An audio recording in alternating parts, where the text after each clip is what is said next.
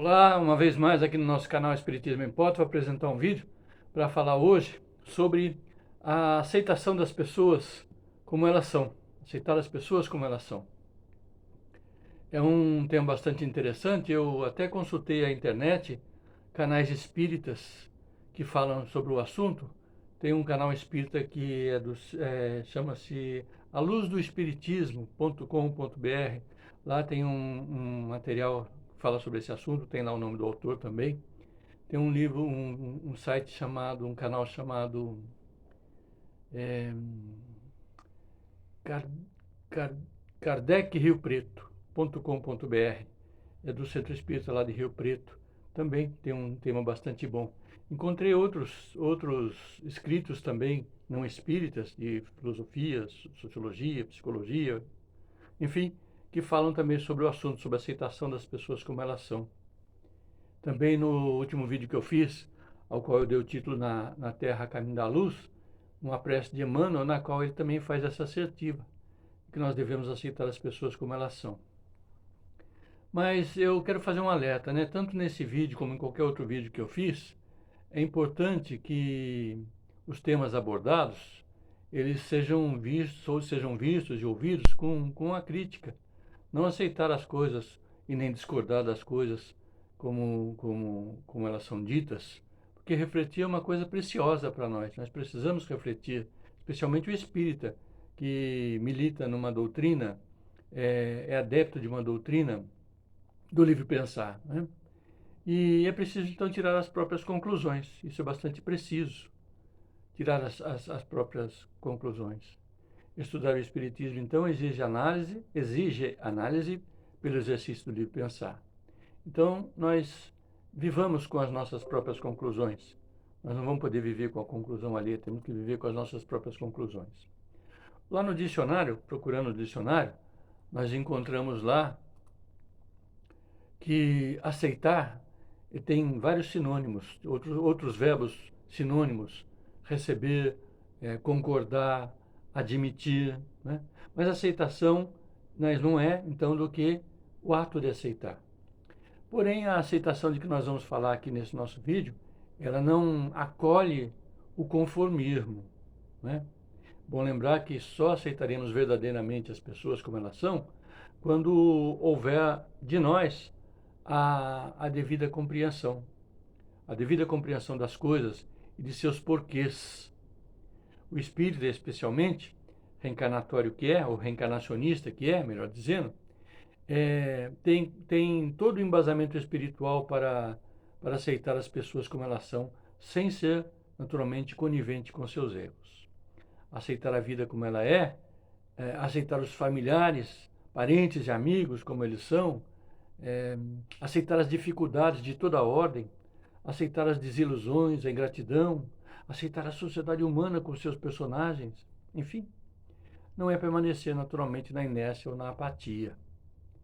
Não é aquele conformismo que eu disse antes.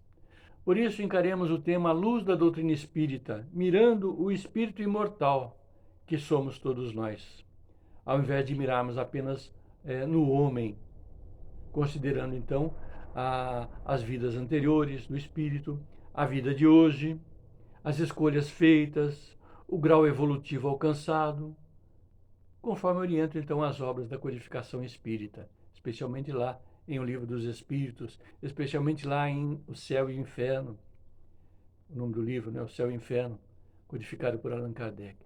Então, aceitar as pessoas como elas são, que fique bem claro para nós, não significa aceitar com indiferença ou com aplausos o mal que as pessoas fizeram de si e que repercutem no meio social pela prática dos chamados pequenos crimes ou pelos crimes hediondos que por vezes cometem. Não, não é não. Aceitar não é ser conivente e nós já dissemos isso hoje.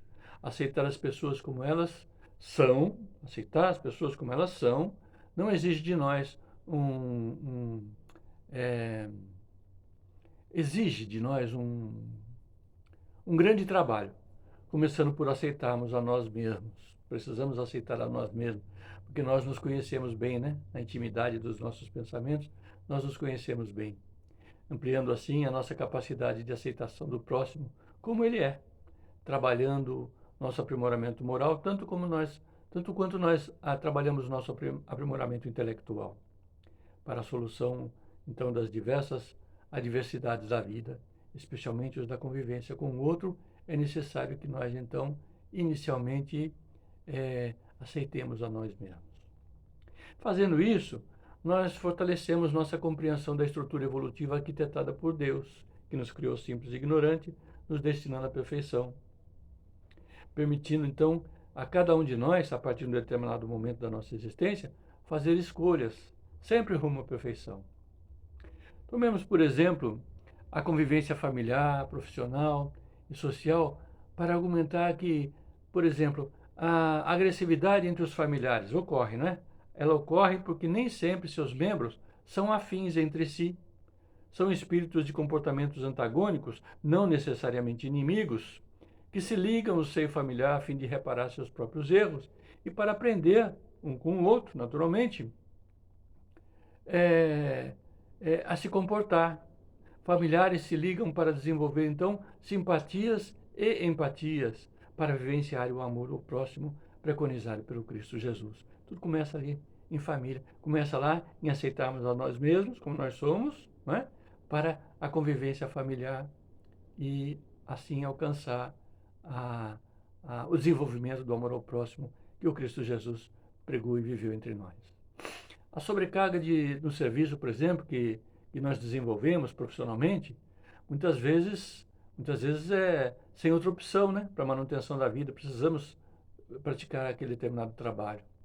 Isso nos liga, naturalmente, essa prática nos liga ao trabalho em si, ainda que pela necessidade do momento de conviver com o outro. E isso nos fará, com o tempo, amar o trabalho pelos resultados obtidos, porque nós vamos reconhecer o trabalho como um meio lícito de nós alcançarmos a nossa prosperidade, sempre junto ao próximo. E justo e merecido será o nosso descanso. Já estou falando em descanso, hein? Conforme se lê lá em O Livro dos Espíritos, quando nós lemos sobre a lei do trabalho. As críticas que vêm dos nossos companheiros, e não são poucas, e nós também criticamos bem o nosso próximo, né?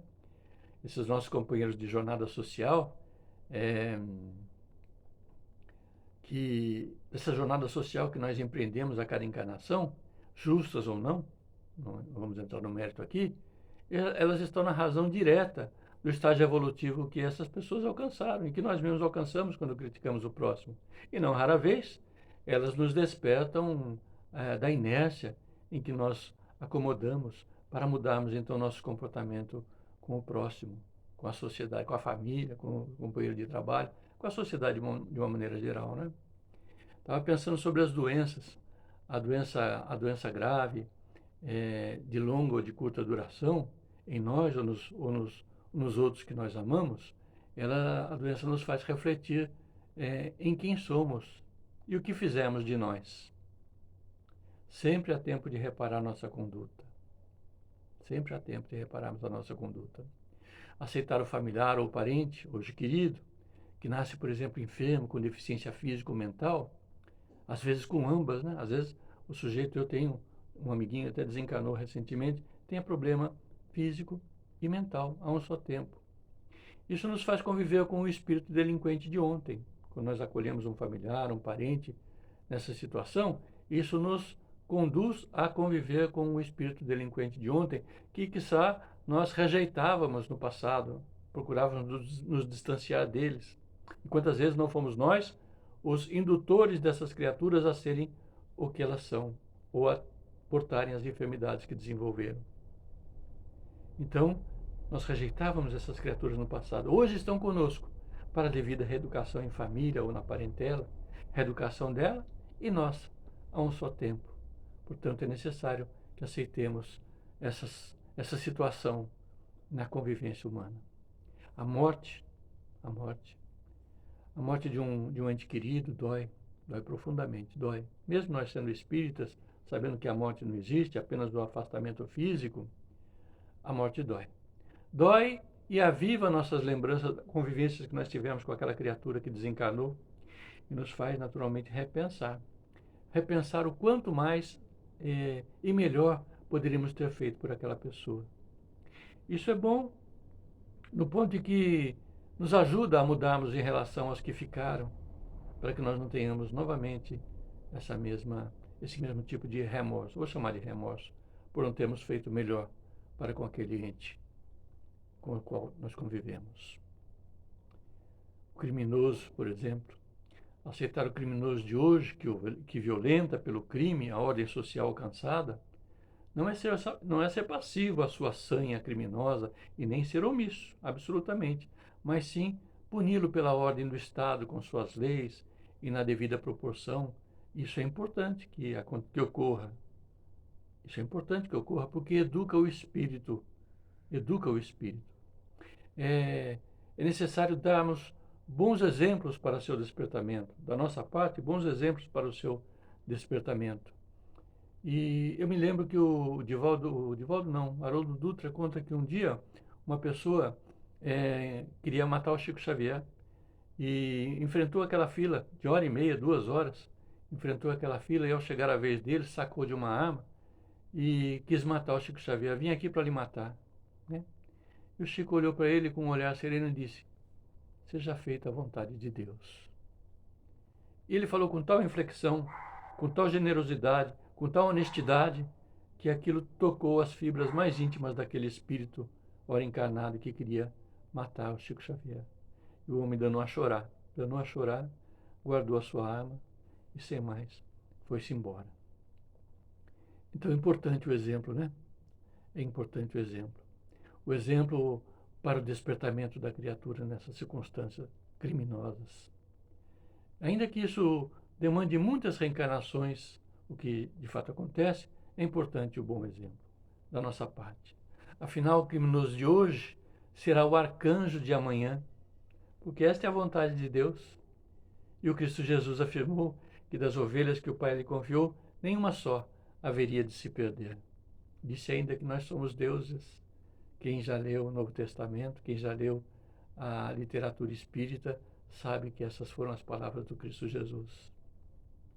Então, fazendo uma análise sobre essas questões com a minha própria régua, eu tenho que as dificuldades de relacionamento familiar, elas são grandes porque, em regra, nos apequenamos, cedendo aos conflitos, esquecidos das nossas possibilidades de agir diferente. No campo do trabalho, por exemplo, esquecemos de dar a ele o nosso melhor, aprimorando nossa forma de trabalhar e de conviver com o trabalho, com os companheiros de trabalho. A doença grave e a morte, que nós mencionamos nesse vídeo, elas nos afetam muito particularmente, porque bem lá no íntimo de cada um de nós, ainda somos rebeldes para com a justiça divina.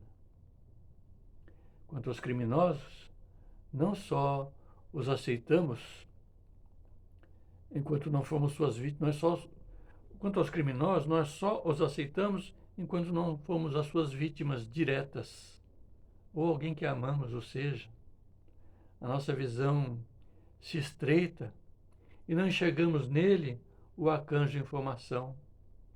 Sábios, portanto, são os espíritos que já compreenderam que a aceitação começa por aceitarmos a nós mesmos.